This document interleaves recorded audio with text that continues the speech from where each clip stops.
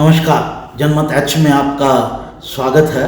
मैं हूं कमलकांत। साथियों, दिल्ली में जो बम ब्लास्ट हुआ है वो बम ब्लास्ट कोई छोटी बात नहीं है। उस घटना को ऐसे ही नहीं टाला जा सकता।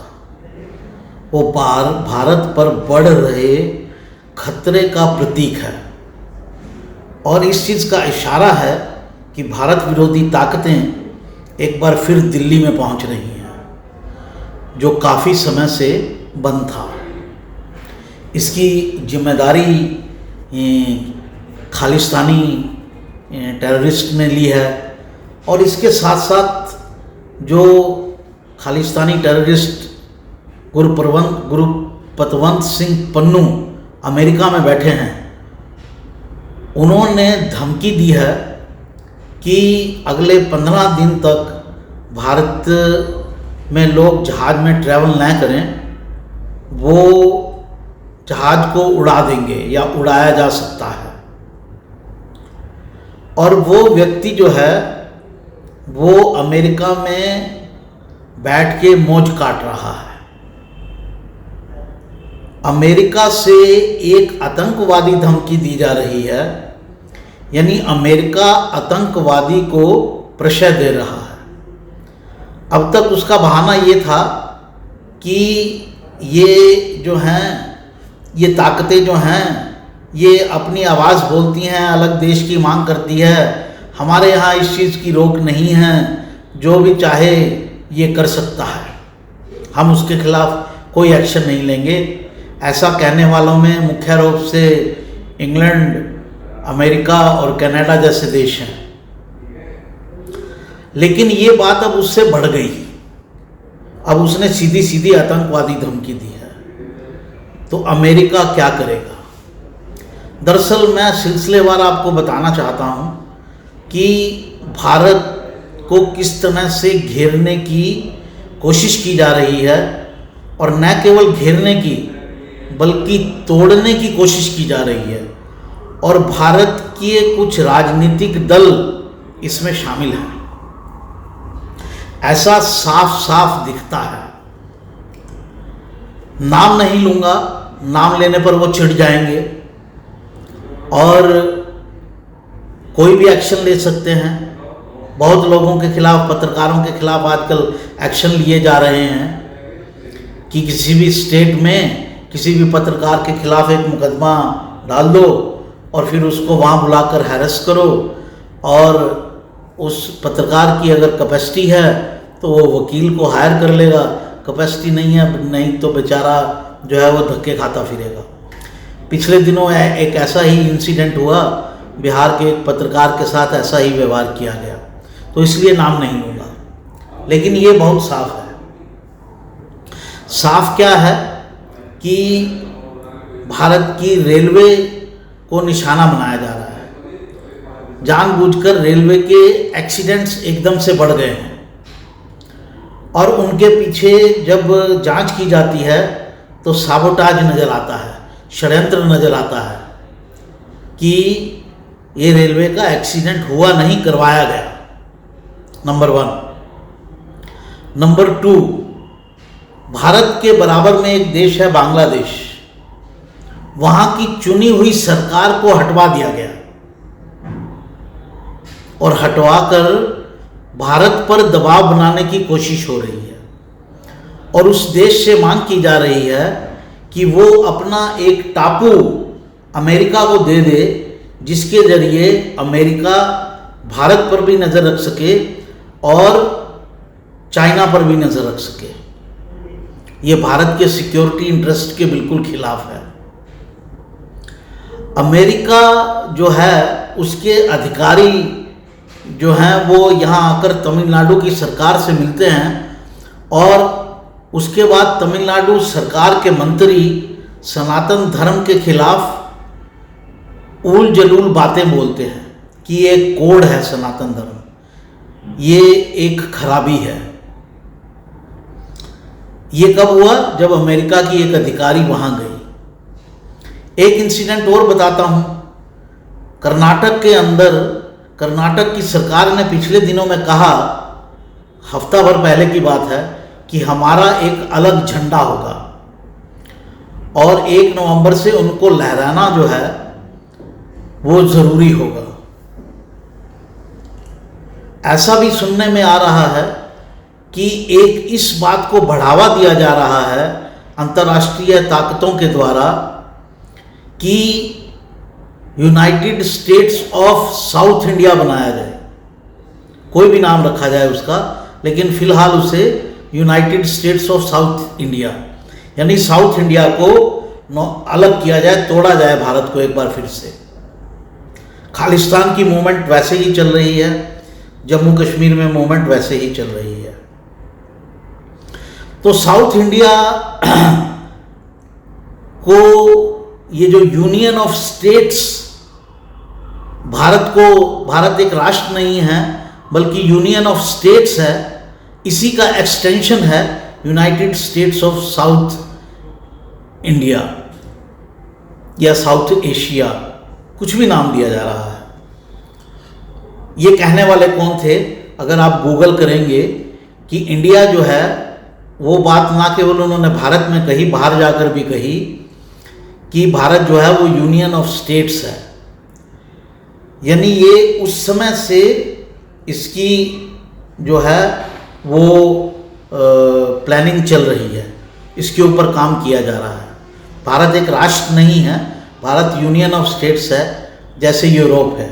इसका मतलब ये है कि यूनियन ऑफ स्टेट जब चाहें अलग हो सकती हैं। प्रैक्टिकल मतलब ये है, बिटवीन द लाइंस मतलब ये है। उसके बाद दिल्ली में ब्लास्ट हो गया और ये साफ हो गया कि आतंकवाद एक बार फिर दिल्ली के दरवाजे आ गया है। और आज पन्नू ने, गुरप्रतवंत सिंह पन्नू ने धमकी दे दी कि 15 दिन तक, लगभग 15 दिन तक, एग्जैक्ट डेट उन्होंने दी हैं कि ट्रैवल मत कीजिए, हम ब्लास्ट कर देंगे। यानी भारत को घेरने की कोशिश हो रही है। क्यों कोशिश हो रही है? अंतर्राष्ट्रीय ताकतों द्वारा, क्योंकि अमेरिका चाहता है। इससे पहले मैं इस बात का खुलासा करूं, ये बात आपको याद होगी कि कैसे कनाडा जो है वो भारत से पंगा ले रहा है। भारत के डिप्लोमेट्स हटा दिए, भारत को भी कार्रवाई करनी पड़ी। अमेरिका ने गुरप्रतवंत सिंह पन्नू के नाम पर भारत के ऊपर आक्रमण किया कि भारत की रॉ इसमें शामिल है, RAW research and analysis wing इसमें शामिल है।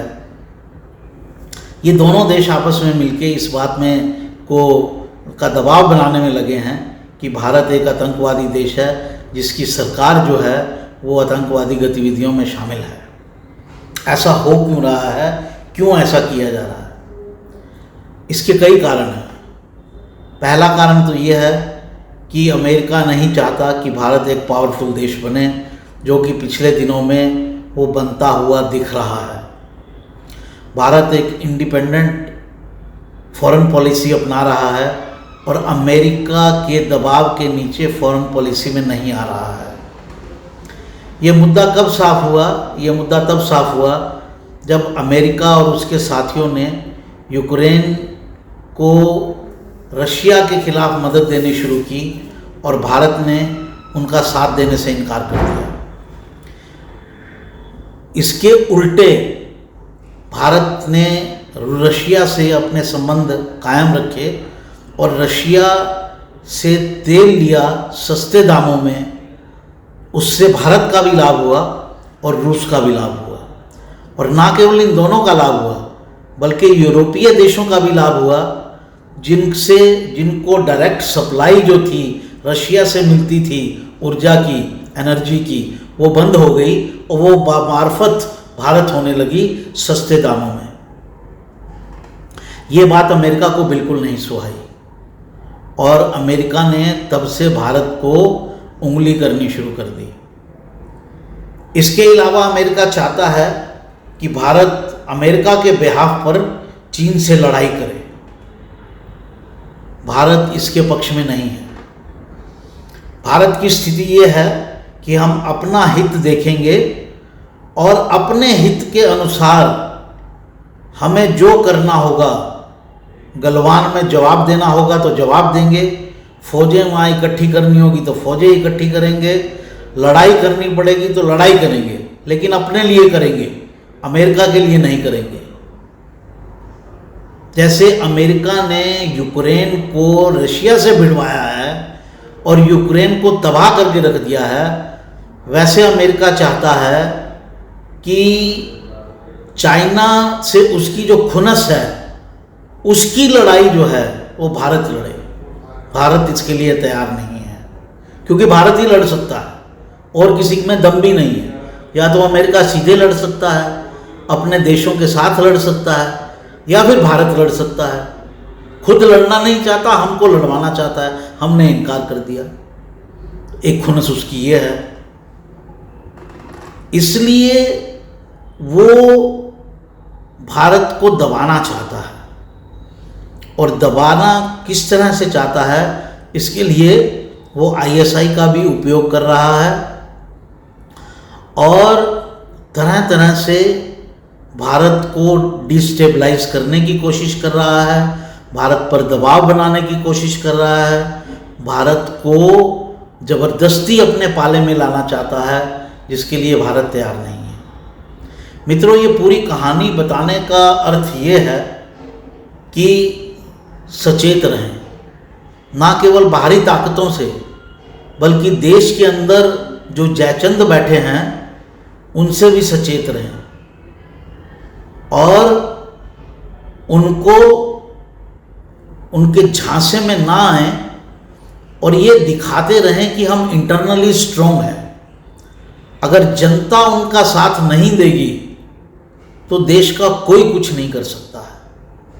देश अंदर से मजबूत रहेगा, एकजुट रहेगा तो देश फलेगा, फूलेगा, सब दबावों को झेल लेगा।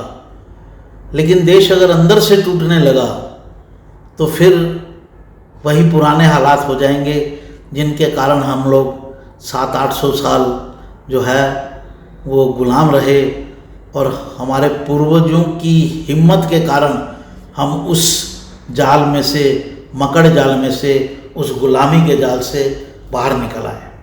साथियों, दिल्ली के बम ब्लास्ट को इस नज़र से देखा जाना चाहिए और इस नज़र में इसी से इसको मैंने जो इसके तार कनेक्ट करके आपको बताए हैं, इसको इंडिविजुअल एक इंसिडेंट के रूप में मत देखिए और अपनी मुट्ठियाँ बांधकर देश के लिए वंदे मातरम कहते रहिए। वंदे मातरम। जय हिंद।